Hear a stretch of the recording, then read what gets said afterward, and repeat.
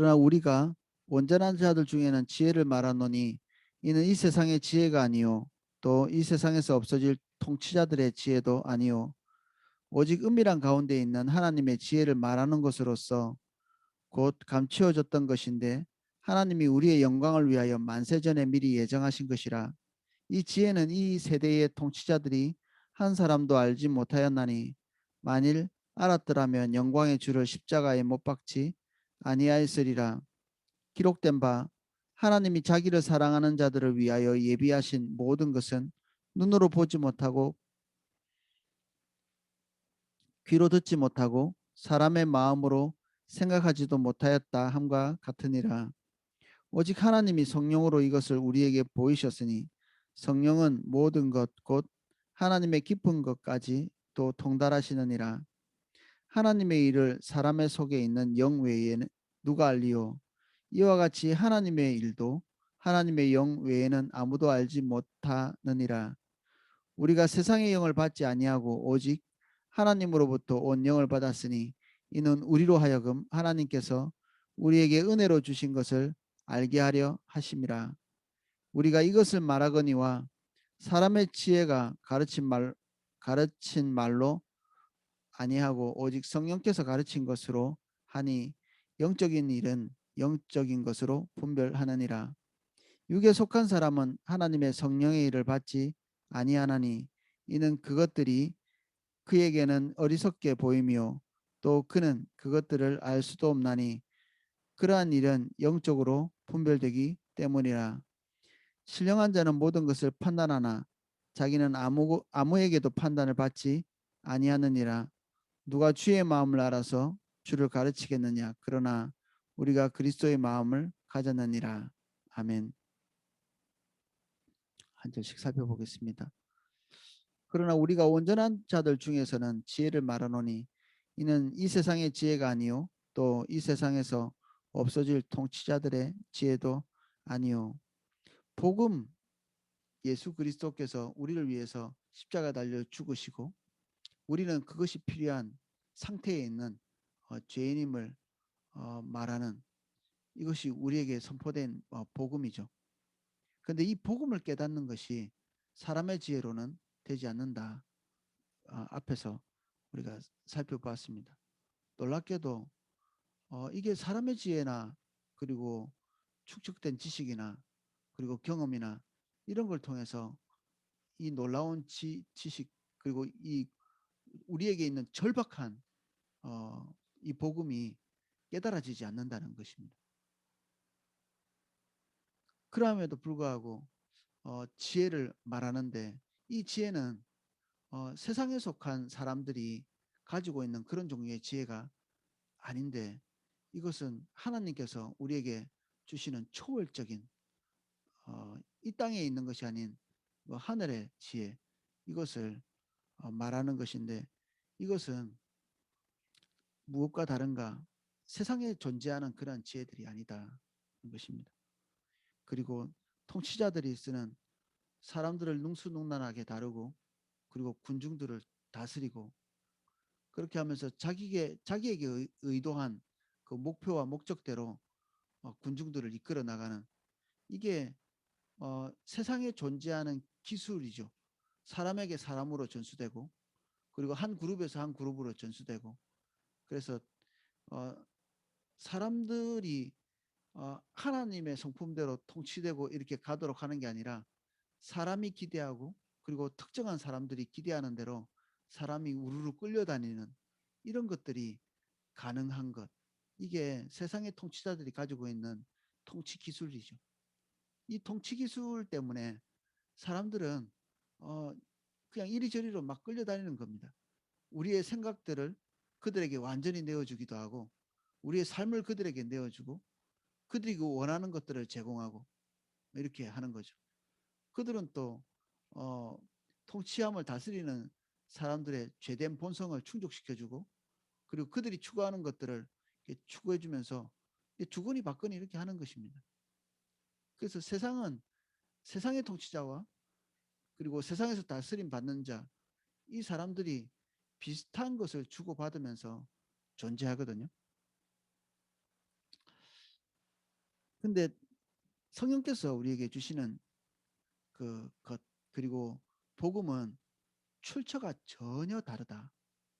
완전히 다른 곳에서 오는 것이다. 7절 오직 은밀한 가운데 있는 하나님의 지혜를 말하는 것으로서 곧 감추어졌던 것인데 하나님이 우리 영광을 위하여 만세전에 미리 정하신 것이라. 하나님께서 감추어 두시면 누가 알겠습니까? 이것은 세상에는 존재하지 않는 것입니다.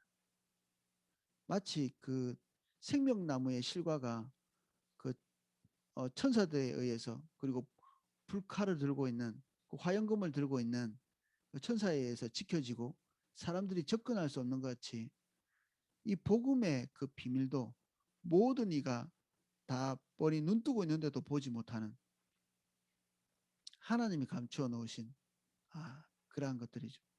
뭐 사람 인간의 세계에서 감추어졌던 뭐 요 종종 불상 같은데 안에 불경이 발견돼 그런 종류의 것이 아니라 눈에 보이지 않는 하나님의 세계 속에 있는 것들, 하나님께 작정된 것들이 예수 그리스도의 십자가의 복음인 거죠.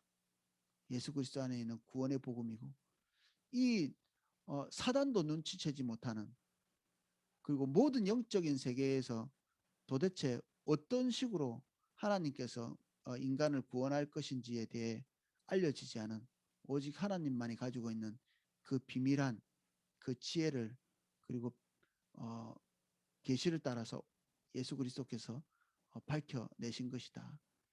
그래서 하나님의 계시 중에 가장 핵심적인 계시는 예수 그리스도 그분 자체이십니다.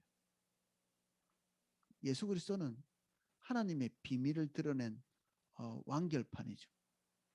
그 비밀이 조금씩 조금씩 구약 성경에 벗겨져 가면서 예언자들에 의해서 벗겨져 가지만 그것이 완전하게 드러난 것은 예수 그리스도의 탄생과 더불어 함께 하신 그 이마누엘 하나님이시죠.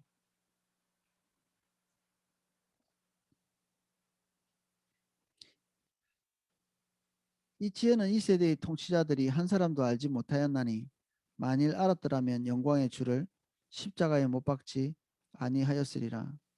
보통 통치자들은 일반인보다 훨씬 더 탁월하죠.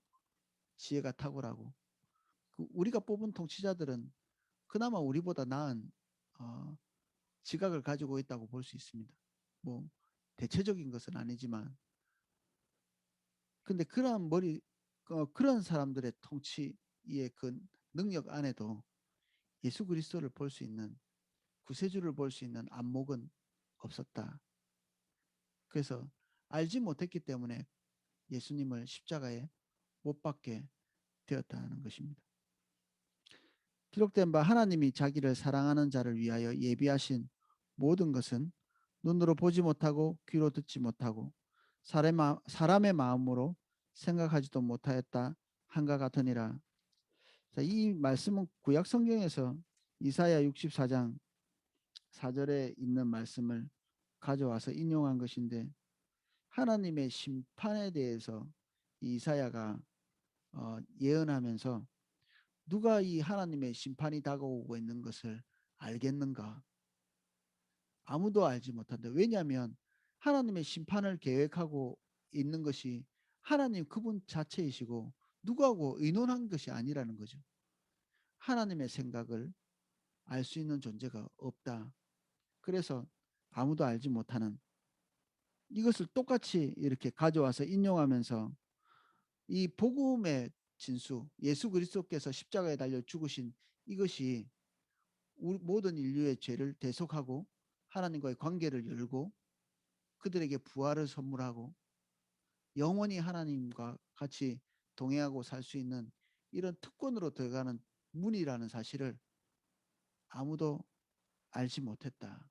이 계획은 하나님의 머릿속에서 나온 거기 때문에 통찰할 수 없었다. 10절 오직 하나님이 성령으로 이것을 우리에게 보이셨으니 성령은 모든 것 곧 하나님의 깊은 것까지라도 통달하시느니라. 어쨌든 하나님의 머릿속에 있는 것이라도 우리가 알아야 구원받는 거잖아요. 근데 우리로서는 하나님의 머릿속에 나온 이 계획을 알 수 있는 알 수 있는 능력이 없죠. 사람이 사람의 마음도 잘 모르는 판에 어느 정도 예측 정도는 하는 거지. 우리보다 훨씬 뛰어난 지각을 가지고 계신 하나님이 계획하신 것을 우리가 어떻게 감지하겠습니까? 근데 하나님께서 우리는 불가피하게 이것을 알지 않으면 구원받을 수 없기 때문에 우리에게 성령을 보내주셔서 하나님의 그 가장 깊은 패부에 있는 이 비밀을 깨달을 수 있도록 은혜를 주신 것입니다. 영원히 알지 못할 비밀, 하나님만이 아실 수 있는 비밀, 하나님이 감추어 두신 비밀을 우리에게 성령을 주셔서 하나님의 깊은 패부에 있는 것까지 깨달을 수 있도록 은혜를 주셨다는 것입니다. 그래서 성령께서 우리 안에 오시지 않은 사람은, 성령이 그 마음을 감동하시지 않은 사람은, 성령께서 도와주셔서 안목을 열지 않은 사람은 하나님의 복음의 비밀을 깨달을 수 없다는 것이죠. 그래서 이게 우리가 말의 그 아름다운 것으로 설득을 한다고 되어지는 것이 아니라는 겁니다. 설득을 잘했기 때문에, 그리고 말을 잘했기 때문에 이게 깨달아지지 않는 거죠. 그게 난감하죠. 그럼 복음을 어떻게 전하란 말입니까? 어쩔 수 없이 말로 전하게 되잖아요. 이 복음이라는 것이. 가끔 뭐 초월적인 방법으로 이렇게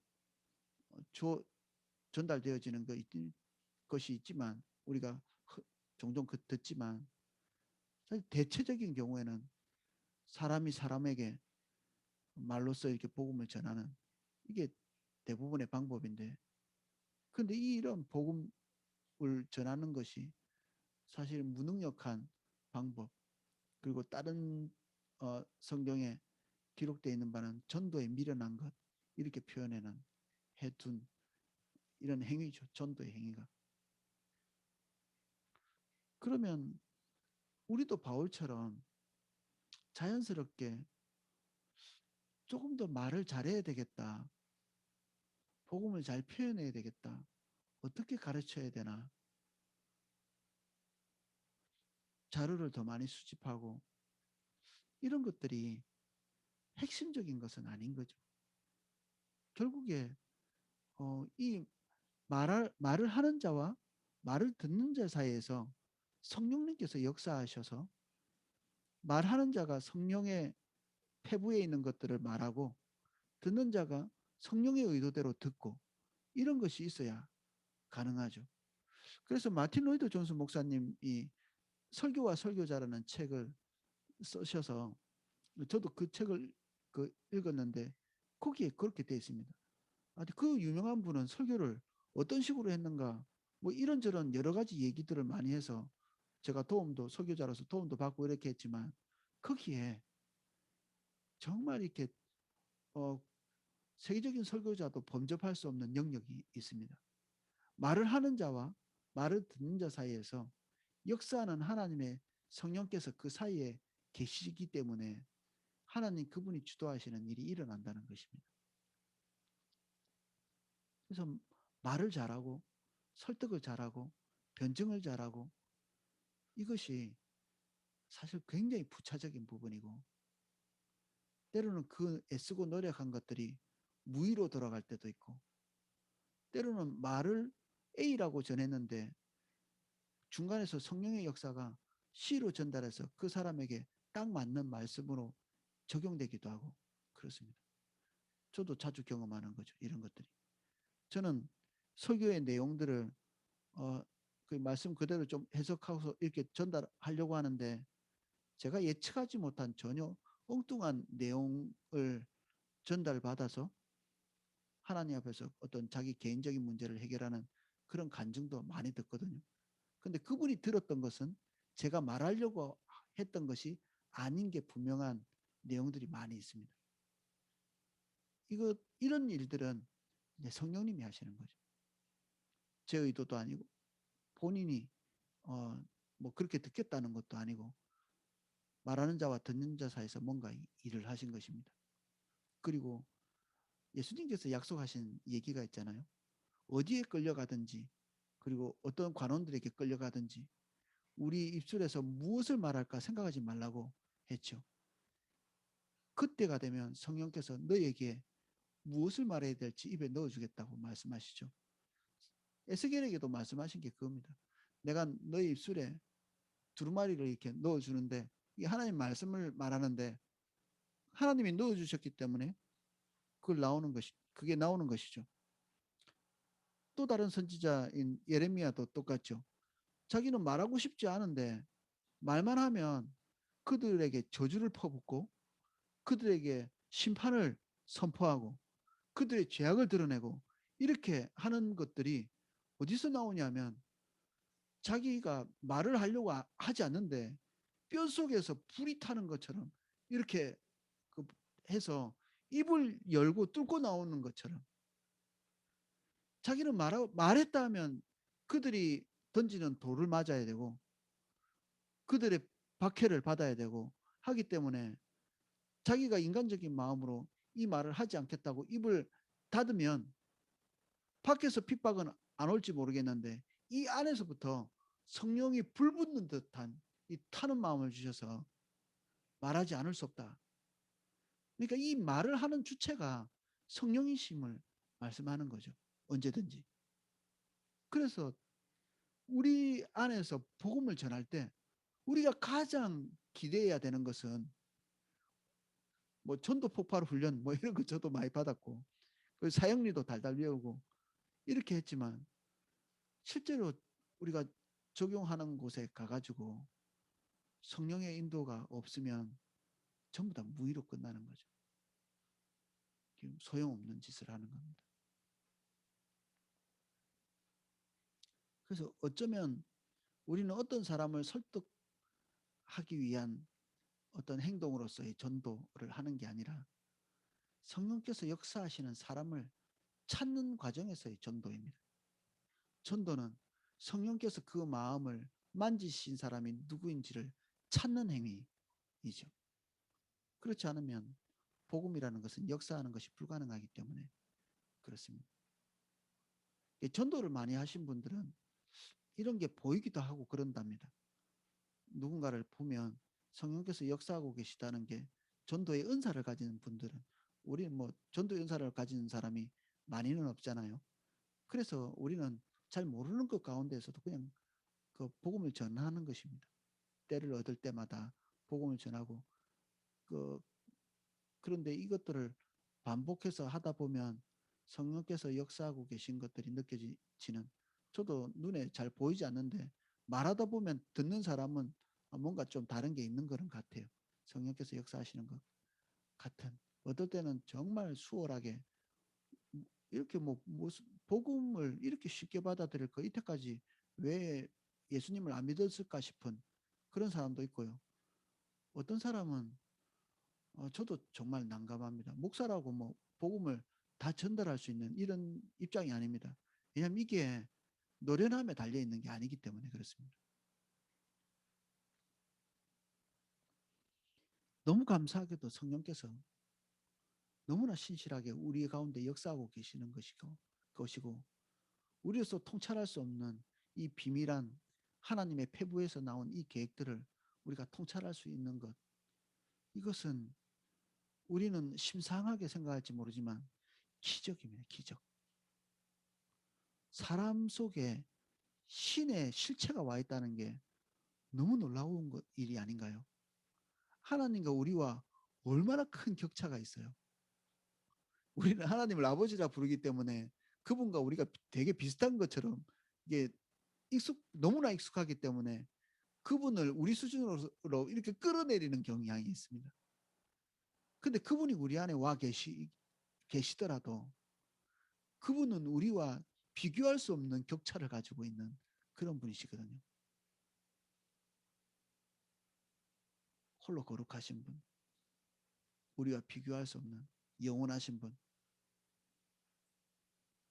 그분이 우리 안에 와 계셔서 우리를 주목하시고 우리에게 지혜를 주시고 우리의 안목을 열어주시고 하나님의 패부에 있는 것을 깨닫게 하시고 이런 일을 지금 하고 계시는 게 충격적인 일이죠.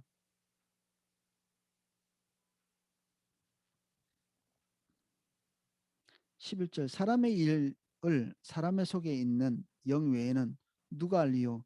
이와 같이 하나님의 일도 하나님의 영 외에는 아무도 알지 못하느니라. 성령이 우리에게 오셔야 될 필요죠. 이게 깨달을 수 없는 것들을 깨닫게 하시기 위해서 우리에게 오신 것입니다.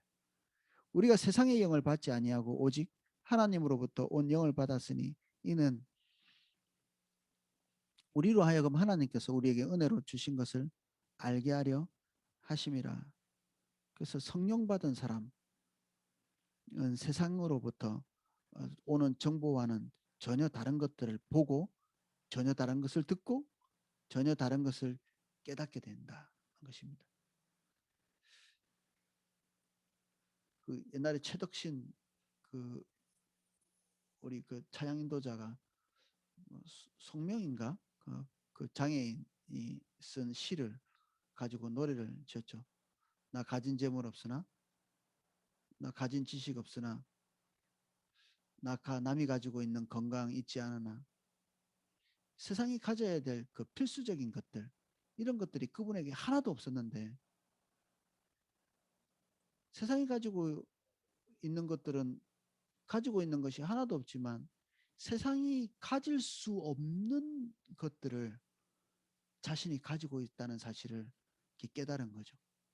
성령 때문에 성령이 그 장애를 가지고 있는 분에게 오셔서 세상이 통찰하지 않는 것들을 통찰할 수 있도록 그래서 그분이 하나님의 성령 안에서 지은 시들 많은 시들을 제가 그분의 그 책을 이렇게 사가지고 보면서 그분이 깨달은 영적인 지혜나 이런 것들을 보고 통찰력을 많이 얻기도 하고 이렇게 했거든요.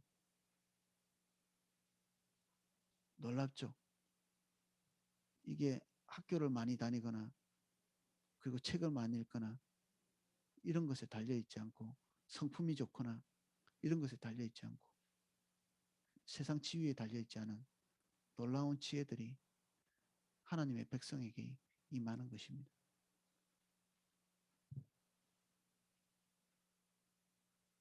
13절 우리가 이것을 말하거니와 하나님의 지혜가 가르친 말로 다시 읽겠습니다. 우리가 이것을 말하거니와 사람의 지혜가 가르친 말로 아니하고 오직 성령께서 가르치신 것으로 하니 영적인 일은 영적인 것으로 분별하느니라. 성령으로 말한 것은 성령을 가진 사람만 깨달을 수 있습니다. 여기에 있는 원리가 그렇죠. 육신의 것을 가지고 있는 지혜를 가지고 있는 사람은 성령에 의해서 말해진 것들에 대한 통찰력이 없기 때문에 알아듣지 못하죠. 놀랍게도 좋은 지식을 가지고 있는 좋은 학교를 나온 사람도 바보 같은 얘기를 하고 바보같이 알아듣습니다. 우리가 상식적으로 이해할 수 있다고 생각하는 부분들을 얘기하는데 듣는 사람은 바보같이 알아듣습니다. 정말 멍청이 같은. 이 정도의 그 상식적인 일들을 깨닫지 못할까 싶을 만큼 부지한 그리고 그것에 대해서 육신적인 반응을 하는 그리고 성경을 같이 읽어도 하나님의 거룩한 것을 세귑거리로 여긴다는 이런 성경의 다른 기록이 있거든요. 그리고 정욕적으로 이해하고 자기 목적대로 이해하게 되는 성경을 읽을 때 하나님의 의도대로 읽어내지 못하고 자기 정욕대로 자기 욕심대로 자기 의도대로 읽어내는 너무 많습니다. 그런 경우가.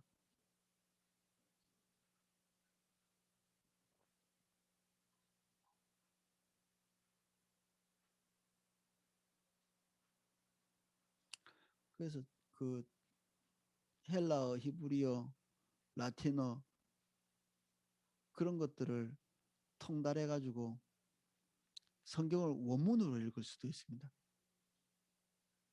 그 성경을 원문으로 읽는다고 그 사람이 성경에 대해서 더 많이 통찰할 수 있는가?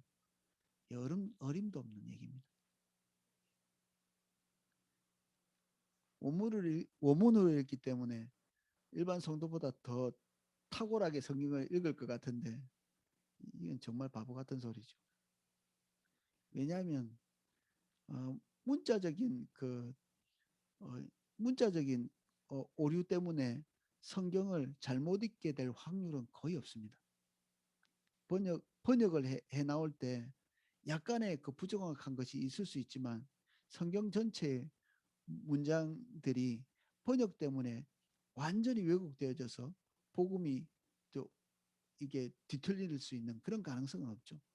가끔 가다가 문화적인 차이나 어떤 뭐 단어의 해석의 차이나 이런 것들이 간혹 있을 수 있을지 모르겠지만 이것이 복음을 뒤틀 만큼 그렇게 많지 않은 겁니다.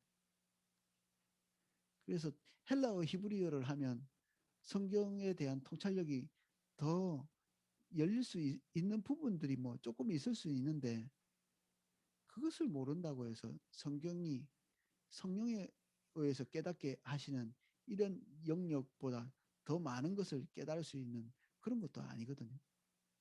성령은 근본적으로 우리에게 하나님의 의도를 깨닫게 해주시죠. 헬라어 히브리어를 한다고 성령께서 더 많이 역사하시는 것도 아닙니다. 이게 그런 것을 하는 사람들이 좀 선하게 생각할지 모르겠는데 그런 것을 통해서 성경을 더 잘 이해할 수 있을 거라고 생각한다면 여기에서 육에 속한 지식이 어떤 영적인 것을 깨달을 수 있다고 생각하는 것과 똑같죠.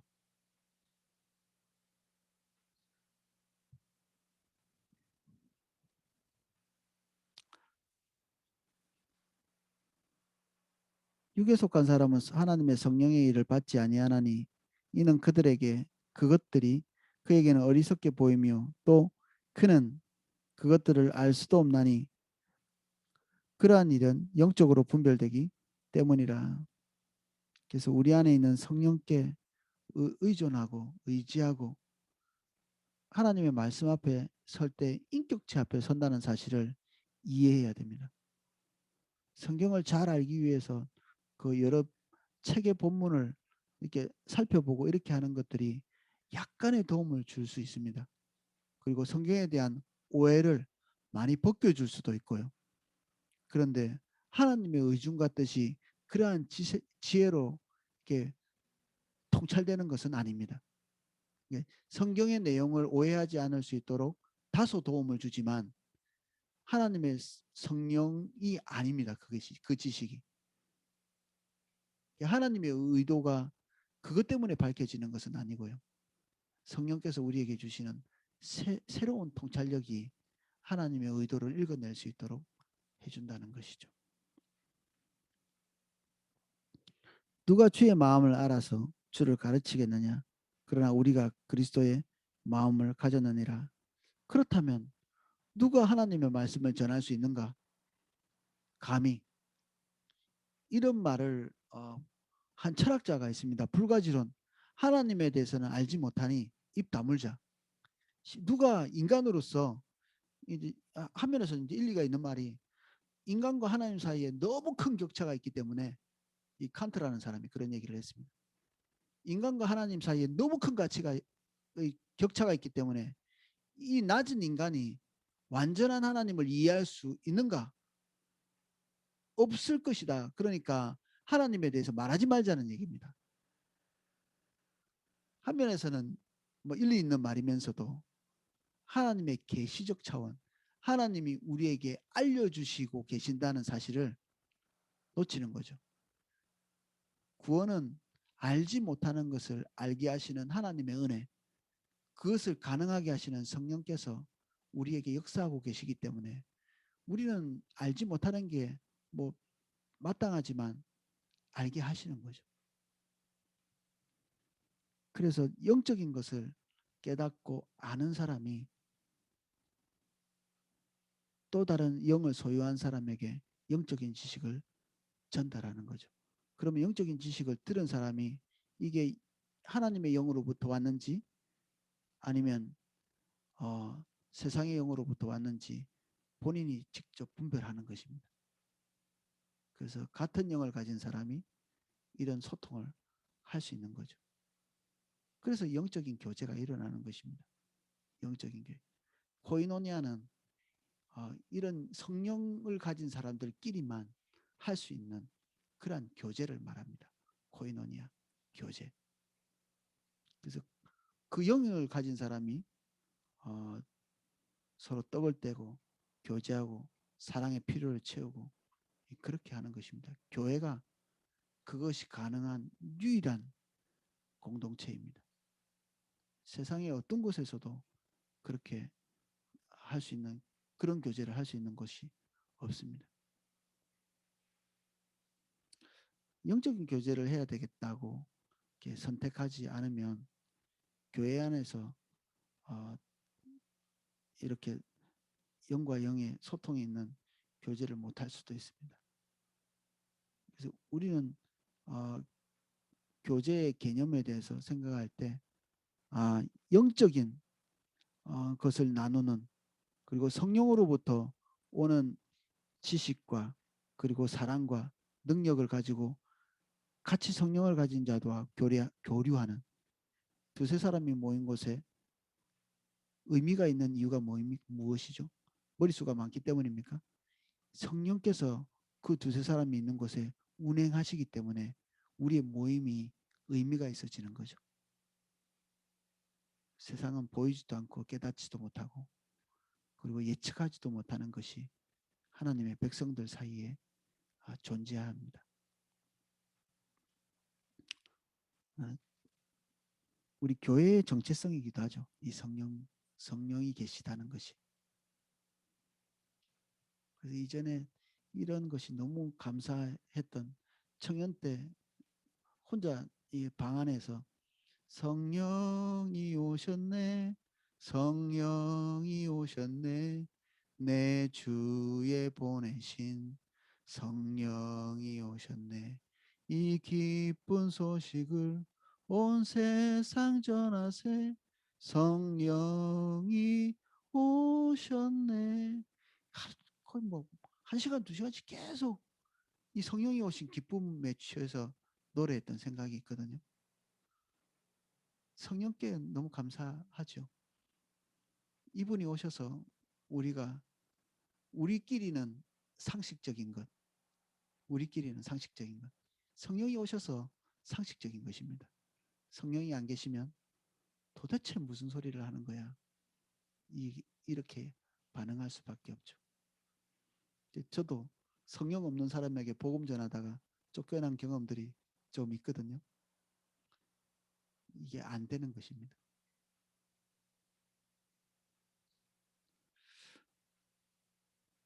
설교를 들을 때도 마찬가지입니다. 우리가 예배에 들어갈 때 그날 내용을 성령께 맡기고 듣지 않으면 우리가 가지고 있는 선지적 지식이 우리의 눈을 도리어 가려버립니다. 그날 인격체 되신 성령께서 여러분들에게 그때에 필요한 말씀을 주시지 않겠어요?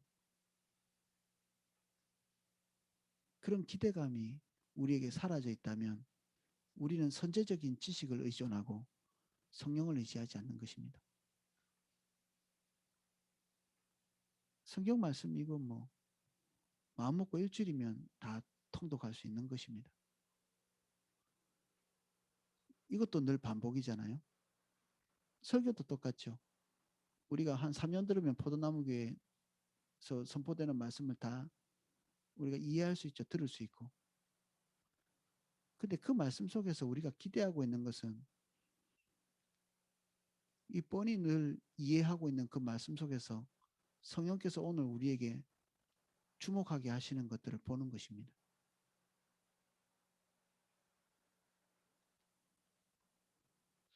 그래서 우리의 예배 안에는 예배의 주도권자가 찬양 인도자도 아니고 설교자도 아니고 성령님이셔야 되죠. 그래서 예배의 주도권을 성령이 아닌 다른 어떤 존재가 가로채서는 안 되는 거죠. 그래서 늘 우리의 예배 가운데 이렇게 강조하는 것 중에 하나가 거룩한 무질서입니다. 성령께서 자유롭게 활동하실 수 있도록 우리가 준비하고 그리고 준비한 대로 이렇게 예배를 꾸려가면서도 하나님의 성령께서 개입하시기를 원하실 때 항상 그분에게 자리를 내줄 준비가 되어 있어야 되죠. 예배 인도하는 사람들은. 그래야만 성령께서 이 우리의 예배 가운데 찾아오실 때 자기의 뜻하신 것을 마음껏 행하실 수 있죠. 그래서 이런 무질서, 군더더기가 있죠. 준비한 대로 깔끔하게 시간 출발해서 끝나는 시간까지 딱 그 규격에 맞게 끝나지 않기 때문에 그 규격에 맞다고 뭐 성령님이 역사 안 하시는 뭐 그런 것도 또 아닙니다. 그러나 우리가 준비한 그것이 바로 성령의 역사를 말하는 것은 아니기 때문에 인격체 되신 주님께서 얼마든지 이 우리의 예배 가운데 들어오셔서 개입하실 수 있도록 우리가 그 환경을 열어드리는 거죠. 그분이 주도권을 가지실 수 있도록 우리가 주도권을 양도해 드리는 것입니다. 예배 인도자가 주의해야 될 부분이기도 하면서 동시에 우리가 주의해야 될 예배에 참여하는 예배자들이 주의해야 될 부분입니다. 오늘의 인도자는 성령이시다는 사실을 알 때 우리는 거룩한 긴장감을 놓칠 수 없죠. 어느 때에 하나님께서 우리에게 당신의 의중을 말씀하실지 모르기 때문에 우리 안에 거룩한 부담감을 가지고 예배에 임해야 되는 것이죠. 그리고 우리의 몸과 정신 상태를 건강하게 유지하고 예배에 가는 것도 너무 중요합니다. 성령의 인도를 받는 것은 사실은 대단한 체력이 필요합니다. 그리고 우리의 육신이 너무 강렬한 그 영적인 체험을 할 때 육신이 견디지 못하는 경우도 있습니다. 다니엘 같은 경우에는 하나님의 그 어떤 그 계시를 강렬하게 받고 난 다음에 무려 3일 동안을 일어나지 못하거든요. 그리고 하나님의 그 영광을 대면하는 사람들은 육신이 견디지를 못해서 기절하거나 아니면 꼬꾸라지거나 이런 그 성경에 많이 나옵니다. 그러니까 영적인 체험을 하고 성령의 인도를 경험하는 것이 우리를 새롭게 하는 경험도 되지만 우리의 육신적으로 그것을 견디지 못해서 이렇게 이게 무너지는 이런 경우도 있거든요.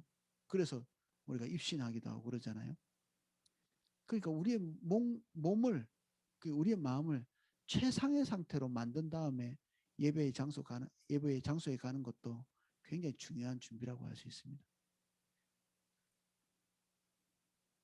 2시간, 3시간 이렇게 앉아 있는 것이 쉬운 일이 아니죠. 그래서 토요일 저녁이 되면 내일을 준비하고 조금 일찍 주무시고 그리고 우리가 하고 싶은 것, 그 해야 될 일이 있어도 적정한 선에서 선을 긋고 충분한 휴식을 취하고 아침에 식사도 잘 하고 가십시오. 자기 체력을 위해서. 우리 일하러 갈 때는 그러니까 체력이 딸린다는 걸 아니까 뭐라도 먹고 가잖아요. 그러니까 이런 그 기초적인 준비들을 잘 하는 사람이 하나님의 성령께 이렇게 자기를 더 잘 내어드릴 수 있습니다. 오늘 우리가 2장의 내용을 살펴보았습니다. 제가 기도하겠습니다.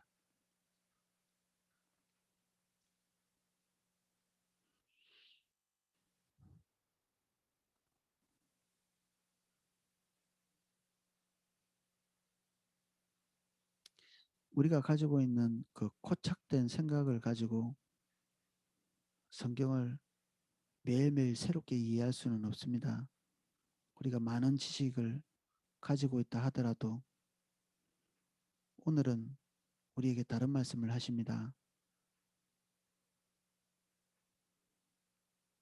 성령께 더 부드러운 자세를 가지고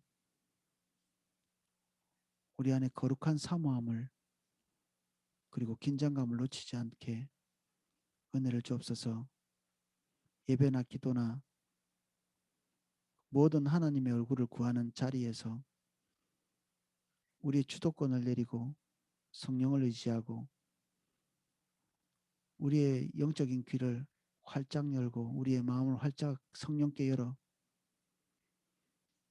시시각각 말씀하시는 하나님의 그 의중과 의도를 온전하게 파악할 수 있도록 저에게 성령을 기름 부어 주시옵소서. 하나님의 말씀을 무시해서 성령을 소멸케 하는 일이 없도록 주님이 들리시는 세미한 음성에도 반응하는 저희들 될 수 있도록 은혜를 주옵소서.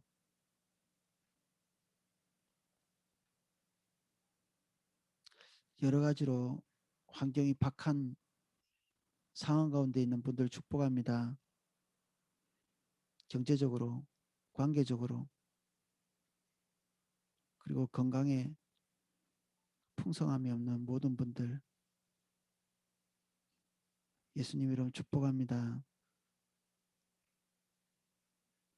그 빈궁한 자리, 그 박한 자리, 그 결핍의 자리, 그 자리가 주님 만나는 자리입니다. 거기서 우리의 필요를 그리고 우리가 풍요를 목표로 하지 않고 그 결핍의 자리에서 주님 볼 수 있게 해주십시오. 우리가 기대하는 음성을 듣기 위해 하나님의 자리에 나오지 않게 해주십시오. 우리의 기대하는 것은 세상의 영입니다.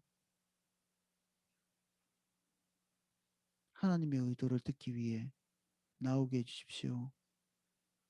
그래야 성령의 음성을 들을 수 있습니다.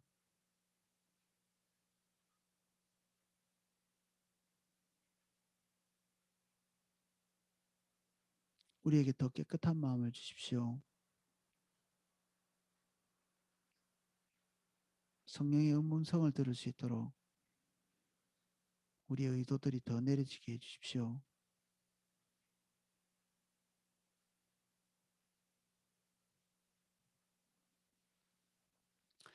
이제는 주 예수 그리스도의 은혜와 성부 하나님의 사랑과 성령님의 감화 감동 은혜 주시는 그 은혜가 성령을 따라 살고 성령을 따라 행하고 성령의 음성에 귀를 기울이고 매일매일 주님의 얼굴을 구하는 모든 장소에서 거룩한 긴장감을 놓치지 않는 우리 삼사교구 모든 성도님들 그리고 새벽에 주의 얼굴을 구하기 위해 이 자리에 있는 모든 분들 삶과 우리와 가정 위에 하나님의 모든 은혜가 넘치게 기름 부어지기를 축원하옵나이다. 아멘. 예, 제가 기도하실 수 있도록 음악을 방송해 드리겠습니다.